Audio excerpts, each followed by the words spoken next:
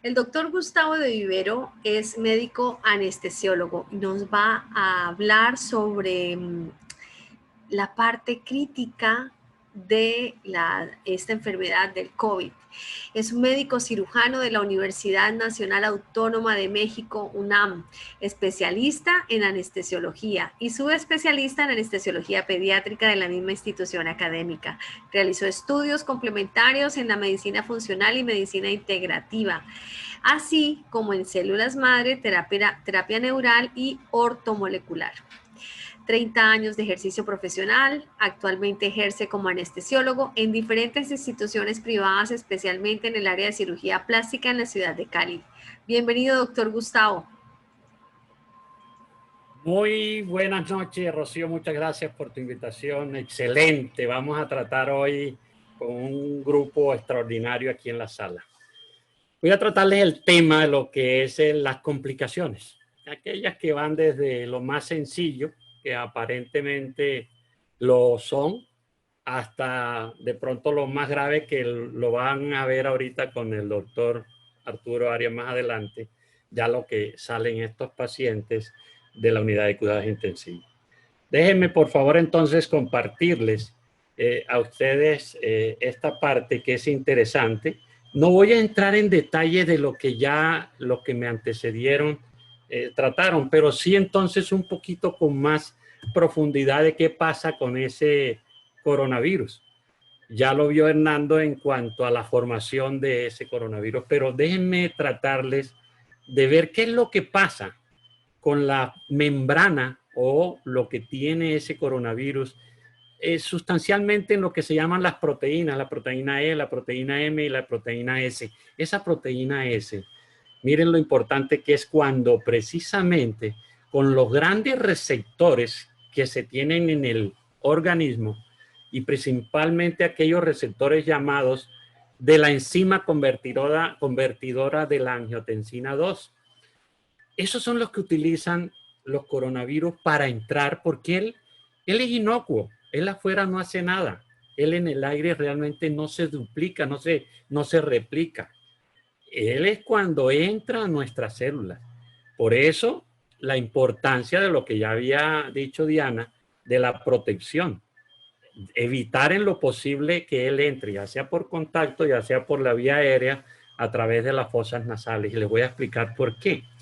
Porque él entra en estos receptores y hace contacto de esa proteína para entrar ya dentro de la célula, porque él es citoplásmico, es endoplásmico, porque su producción de réplica es en el RNA.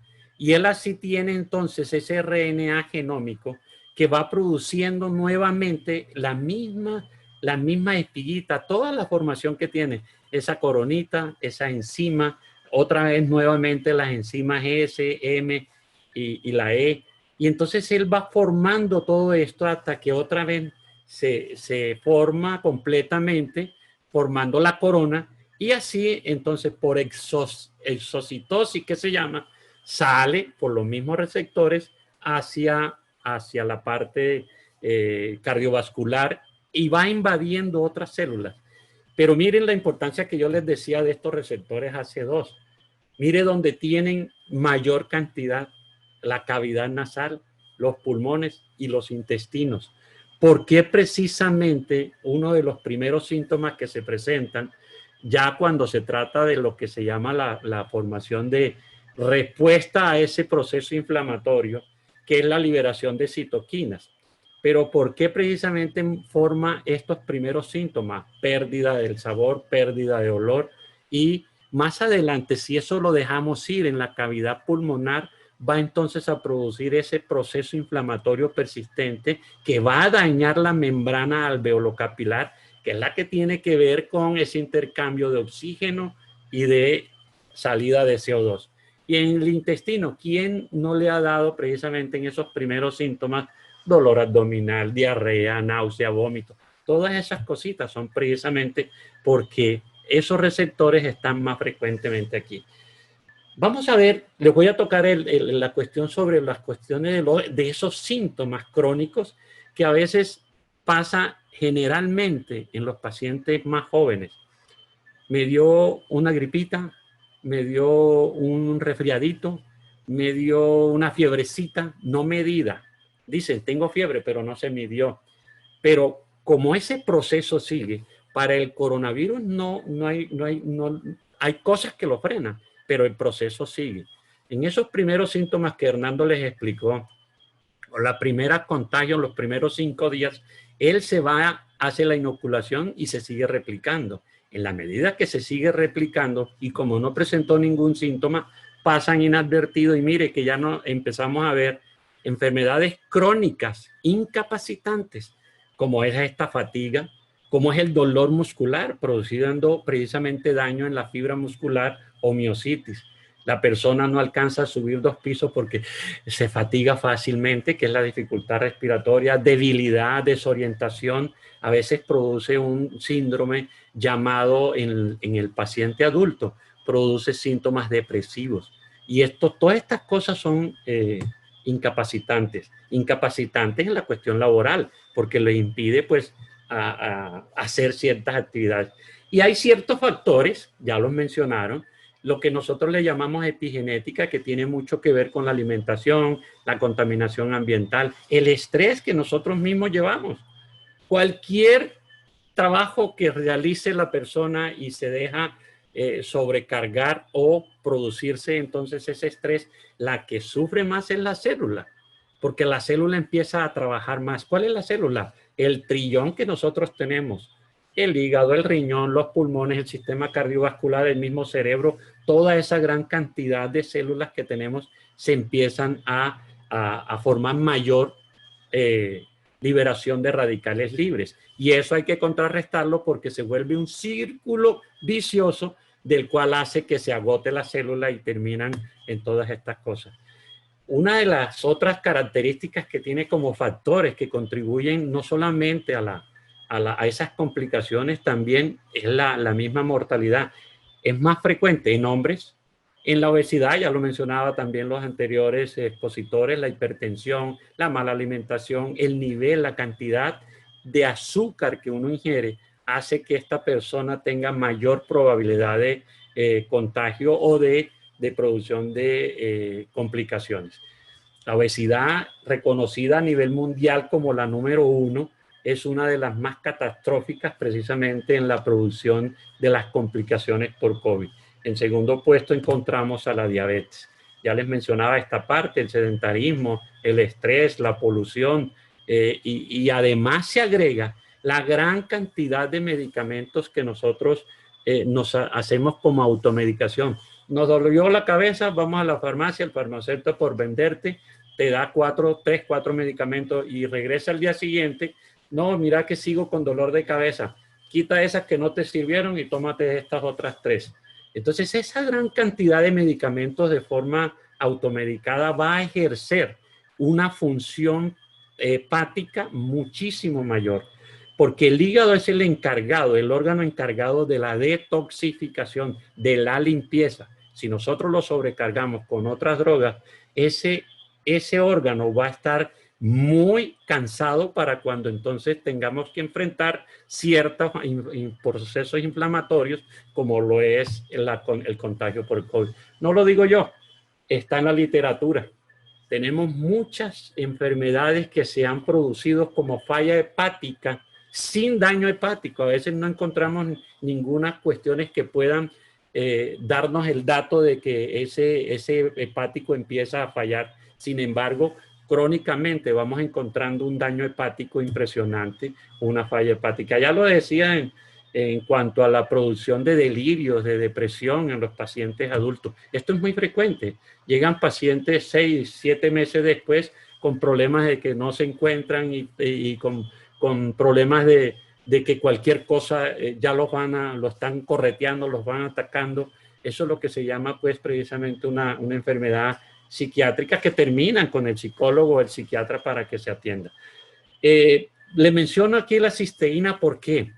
Porque precisamente siendo un aminoácido esencial, la producción, como ya les explicaron, la cisteína como donador principal para formar el glutatión, uniéndose con la glicina y el ácido glutámico, utiliza ese mismo receptor AC2 en la membrana de la célula, el mismo, para entrar a la célula a formar entonces ese glutatión. ¿A dónde los llevo con esto? Imagínense entonces, ¿qué sería mejor? ¿Ustedes qué piensan? ¿Qué sería mejor? Invadirnos primero de cisteína antes que el COVID o antes que el coronavirus, para que esto sea la parte que esté bloqueando esos receptores que utilizan el coronavirus para replicarse.